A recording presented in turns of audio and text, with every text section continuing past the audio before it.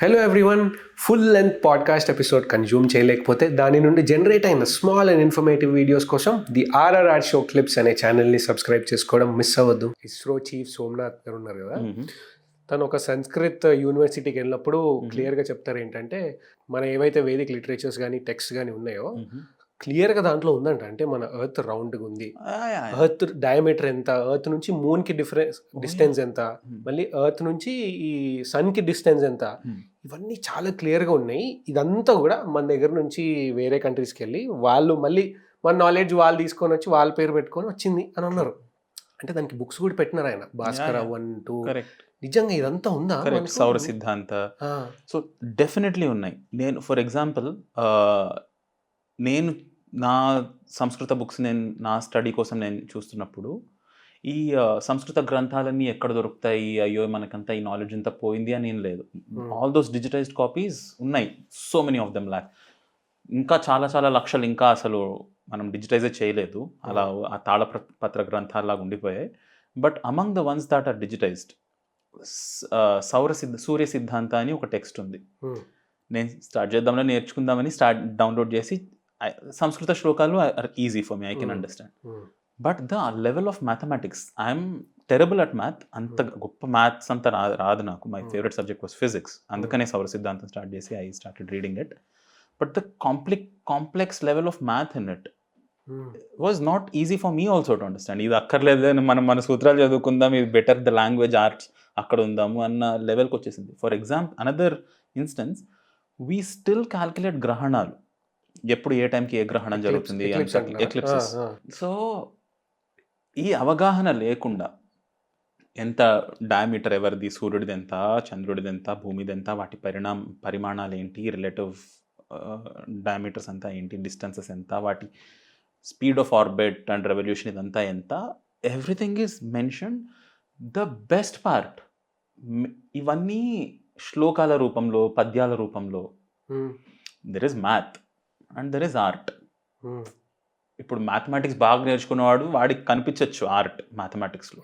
మనకంతా కొంచెం కష్టం, అంతా నంబర్స్లో ప్యాటర్న్స్ ఇవన్నీ. బట్ శ్లోకాలు పద్యాలు అందరికీ రుచిస్తాయి కదా. ఇవే మ్యాథమెటికల్ ప్రిన్సిపల్స్ పద్యాల శ్లోకాల రూపంలో, in such beautiful aesthetic expression, అందమైన పద్యాలు కావ్యాల రూపంలో పాడుకునే విధంగా mathematical formula, can you imagine?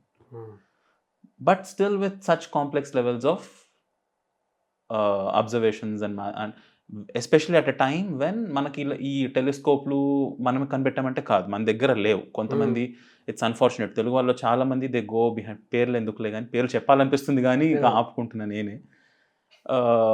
అరే ఇక్కడ చూసారా, ఈ శిల్పంలో వీడు ఇదేంది పలక పట్టుకొని ఉంది కాబట్టి ట్యాబ్స్ అన్నీ ఉన్నాయి మన దగ్గర, ఐప్యాడ్లు ఉన్నాయి. అర్థమైపోయిందా మీకు? There in multiple podcast. బట్ మళ్ళీ ఇలాంటి చెత్త వల్ల యాక్చువల్లీ ఉన్నదానికి వాల్యూ తగ్గిపోతుంది. వెన్ యూ ప్రెజెంట్ సంథింగ్, ఏదో ఒకటి మన దగ్గర ఉన్నది వాల్యుబుల్ అని చెప్తున్నప్పుడు, you give authentic references, you give ఇక్కడ ఇలా ఉంది, you go deeper in to it and explore it. Unfortunately చాలా మందికి, మన వాళ్ళకి that is a little missing.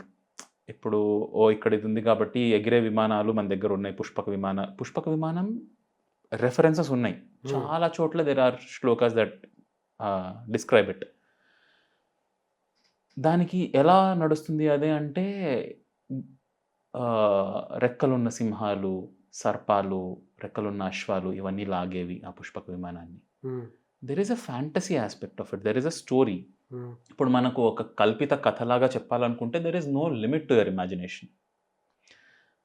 అదే నిజంగా ఉండేవి అని స్టార్ట్ చేసామనుకోండి, కథ చెప్పగలిగిన ఇమాజినేటివ్ పవర్కి సైంటిఫిక్ డిసిప్లిన్కి మధ్యలో ఉన్న కల్పితం ఏంటి, కథ చెప్పడం కోసం సృష్టించిన ఒక ఊహ ఏంటి, అంటే మ్యాథమెటిక్స్ అండ్ ఫిజిక్స్ అండ్ ఈ హార్డ్ సైన్సెస్ అంటాము, ఈ వాటికి కావాల్సిన డిసిప్లిన్ ఏంటి, వీటన్నిటిని కలిపేసి మెర్క్యూరీ పాదరసం వల్ల ఎగురుతాయి, బండ్లు ఎగురుతాయి, మనం ఇంత ఇక్కడ నిజంగానే ఆకాశంలో తిరిగే వాళ్ళు వేరే ఉన్నారు, లేరు అనట్లేదు. బట్ మనుషులు ఇప్పుడు బండ్లు చేసేసుకొని ఆకాశంలో తిరిగి ఎయిర్ క్రాఫ్ట్స్ లాగా తిరిగారు అంటే it's blatant lies. There is no proof of it anywhere. ఎక్కడ మన దగ్గర ఒక్కటి చూపించండి. There is one, I'm willing to I'm not saying అసలు చిన్న చూపు చూడట్లేదు మన హిస్టరీని. We have a very rich history, but కల్పితం అంతా నిజం అనుకుని అని అందరికీ ప్రచారం చేసేస్తే నిజంగా ఉన్న వాల్యూ గొప్పదనం తగ్గిపోతుంది. నిజంగా ఉన్న సైన్సెస్ ఇంపార్టెన్స్ మనం చులకన చేసినట్టు. ఇప్పుడు నిజంగా రేషనల్ థింకింగ్ ఒక ఒక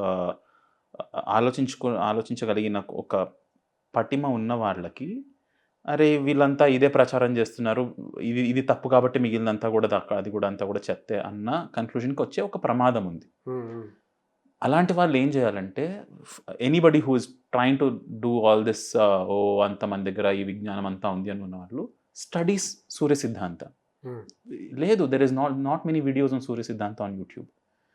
మీకు నిజంగా, నాకు కొంచెం బూతులు వచ్చేస్తున్నాయి తెలుగు, అంత దమ్ముంటే దీనిలో ఒక్క చాప్టర్ తీసుకొని దానిపైన వీడియో చేయండి.